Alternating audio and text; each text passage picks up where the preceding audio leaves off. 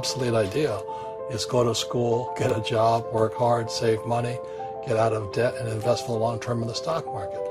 See, why would you save money when they're printing trillions of dollars? The gap between the 1% and 99% is massive. You see, it's not just money. You have to step back and look at the bigger picture. So what do you do? In every one of us is a poor person. There's still a poor person inside me. There's also a middle class person. And the middle class person wants security. They want that steady paycheck. And that is a rich person. And they're all inside of us except that it's not taught. You're taught to go to school, get a job, and get a paycheck. You're not taught how to get rich.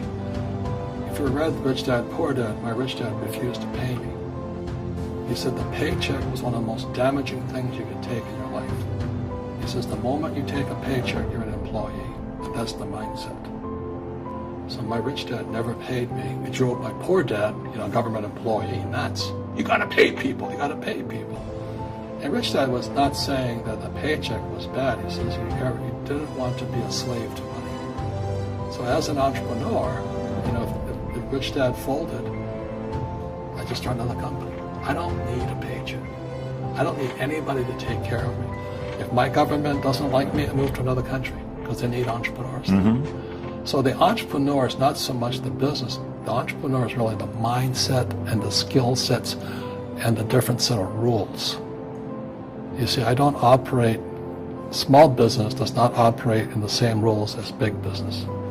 Entrepreneur is a mindset first, a skill set, and rules.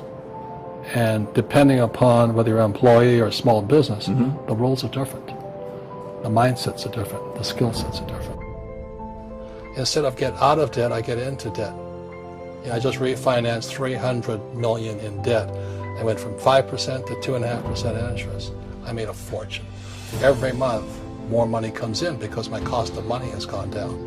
So while some financial experts are saying get out of debt, I'm saying learn how to use debt.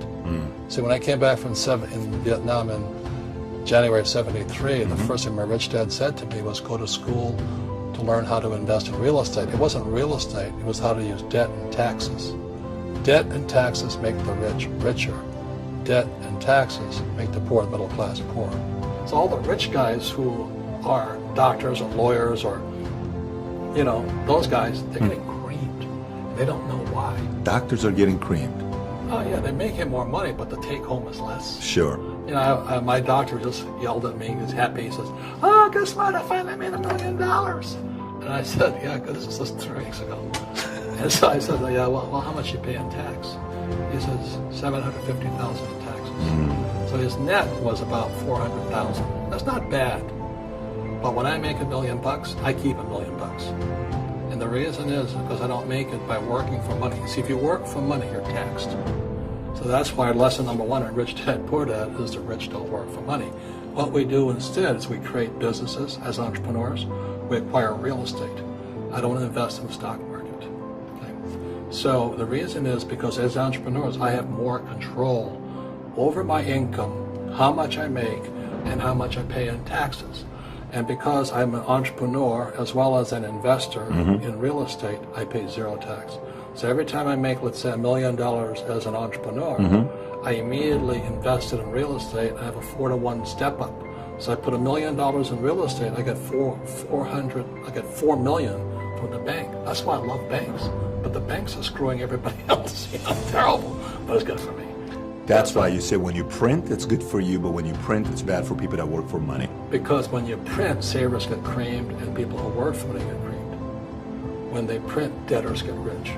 You see, debt and taxes make the rich richer, and debt and taxes make the poor middle class poorer. So when we have obsolete ideas, we get obsolete results. So what's happening for most people, the idea of going to school, getting a job, working hard, saving money, getting out of debt, buying your house because it's an asset, investing for the long term, is obsolete. The world has changed. The world changed in 1971 when President Nixon took us off the gold standard and money became debt. Today, the banks are charging you interest to save money. In other words, banks don't want your money because they've printed too much of it. And that's why there's this bubbles in stocks and bubbles in real estate and all this. People are dumping the cash. Because as I said in here, savers are losers and cash is trash. And yet people, well, I want a high-paying job. Well, that's an obsolete idea. Get out of debt is an obsolete idea. You should learn how to get into debt, how to use debt to get rich, and they'll never teach you about taxes. The reason the 1% is way up here and the 99% are going this way is because when you print money, two things happen: inflation and taxes. It's crushing them. And any entrepreneur thinks, I'm just going to make money, and I'm going to start a business and make a lot of money because of what we talk about. They really have got to smell the roses, man. You know, that's not what the real entrepreneurs are doing. Most entrepreneurs, there's 28 million small business owners in America. 24 million are one-person entrepreneurs. They're called non-employee entrepreneurs. So and that's what happens is when people don't really understand what an entrepreneur does. So most people are self-employed, but they're not really entrepreneurs. The self-employed pay the highest taxes of all, and nobody tells them that. Yeah, it's also called the entrepreneurial spirit. But what we were actually talking about was there's no such thing as a bad economy. You know, there's external, you and I, we all have an external economy, but we also have an internal economy. And the willpower is to change our internal economy. So for me, I can see the good and I can see the bad. I don't really give a damn because I'm going to be rich anyway.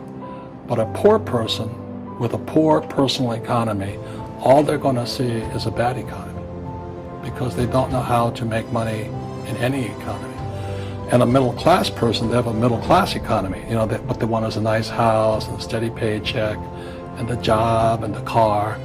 And so when you take their job away, to them, that's disaster.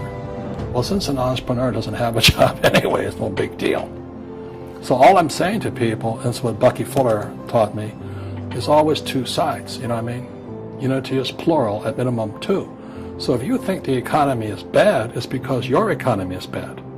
If you think that steady, employment is important, then you'll see an economy without jobs. Your economy. Your economy DNA versus the external economy. Got it. What you control versus what you can't control. I can control. Yeah, it's called an internal focus versus an external focus. So the real entrepreneur has an internal focus. But if they fall down, they say, oh, this is good because I'm going to go up higher. You know, the average person will fall down and say, oh, I'm going to take some Prozac. Or somebody has a mistake, so, oh, the mistakes don't matter. Well, mistakes matter. It means you didn't know something. But a real entrepreneur, whether they fall down, they always can go up. They can stand back up and go higher. Then no matter what happens to them, they get stronger and better and smarter and happier. But a person with a weak internal mindset is that they're so afraid of what happens, it generally happens. Like, people who are afraid of losing their jobs, they generally lose their jobs. You know what I mean? Yeah, no doubt. So everything comes through you. Yeah, so the entrepreneur first job is to control inside here, not outside there. And that's why my rich dad never gave me a paycheck. He says, the moment you take that paycheck, you're an employee. You've got to be stronger than that. It's about inside control.